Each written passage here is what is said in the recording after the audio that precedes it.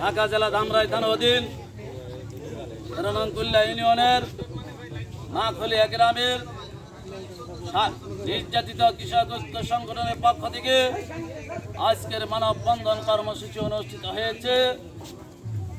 আজকের এই মানববন্ধন কর্মসূচির সম্মানিত সভাপতি মোহাম্মদ ভিপি মনসুর আলম মনসুর ভাই ও কৃষক ঐক্য সংগঠনের সভাপতি মোহাম্মদ আরমান হোসেন আরমান ভাই সহকারী এখানে যারা উপস্থিত আছেন সকলকে জানাই আমার আন্তরিক সালাম। হিন্দু ভাইদের জন্য আদাব, অন্যান্য জাতির প্রতি আন্তরিক ধন্যবাদ। প্রিয় ভাই ও বোনেরা আমার, আপনারা জানেন ভূমিদস্যু তহিদ দালাল আর সন্ত্রাসী অঙ্গ সংগঠন এই এলাকার সাধারণ মানুষের উপরে অমানবিক নির্যাতন বিভিন্ন সময় করে যায়। আজ আমাদের সম্পদ রক্ষার দাবিতে আমরা মানববন্ধনে দাঁড়িয়েছি। আমরা দাঁড়িয়েছি মাদকের বিরুদ্ধে, সন্ত্রাসীদের বিরুদ্ধে আমরা মানববন্ধনে উপস্থিত হয়েছি। আমরা একটি কথা স্পষ্টভাবে বলতে পারি, আমাদের বুকে সত্যের সাহস আছে। আমরা কখনো অন্যায় করি না, অন্যায়কে প্রশ্রয় দেই না। অন্যায় কি জিনিস আমরা পছন্দ করি না।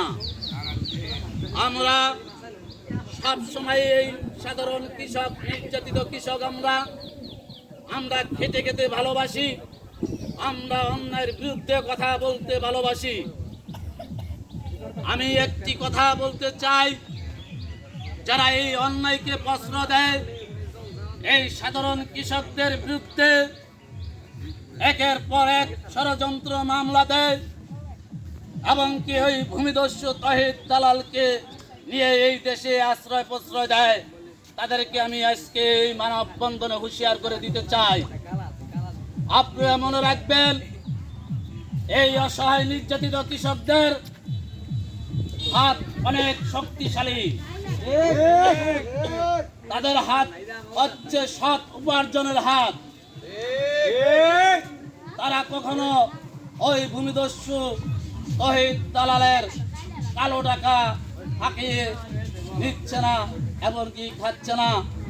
ওগুলা পছন্দ করে না এই কৃষকরা পছন্দ করে তাদের কৃষি আবাদি জমির ভিতরে, তাদের সম্পদের উপরে তারা কৃষি আবাদ করে খেতে ভালোবাসে। তাই তাদের ভিতরে সততার শক্তি আছে। এই সততার শক্তি নিয়ে আজকের এখানে মানববন্ধনে যারা উপস্থিত আছে, তাদের একটি কথা, একটি সিদ্ধান্ত, এই দেশে ভূমিদস্যু মাদক কারবারি থাকতে পারবে না, এই দেশে সন্ত্রাসী থাকতে পারবে না। আজকে এই সন্ত্রাসীর বিরুদ্ধে, মাদক কারবারিদের বিরুদ্ধে, ভূমিদস্যুর বিরুদ্ধে যেখানে যা কিছু লাগে তাই নিয়ে প্রস্তুত থাকবো ইনশাল্লাহ আমরা এই কৃষকরা। ঠিক। আমি আরেকটি কথা বলতে চাই, থানা প্রশাসন ভাইদেরকে বিনয়ের সাথে অনুরোধ করে বলে, ভাইরা আমার, আপনারা সরকারি কর্মকর্তা, আপনারা সরকারি বেতন পান, আর আমরা মাঠে খেটে খাই।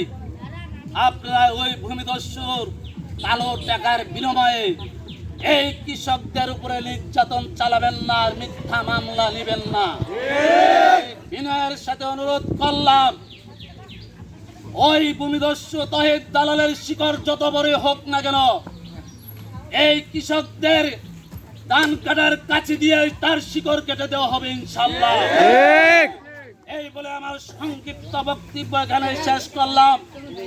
জয় বাংলা, জয় বঙ্গবন্ধু, জয় হোক এই নির্যাতিত খেটে খাওয়া কৃষকদের।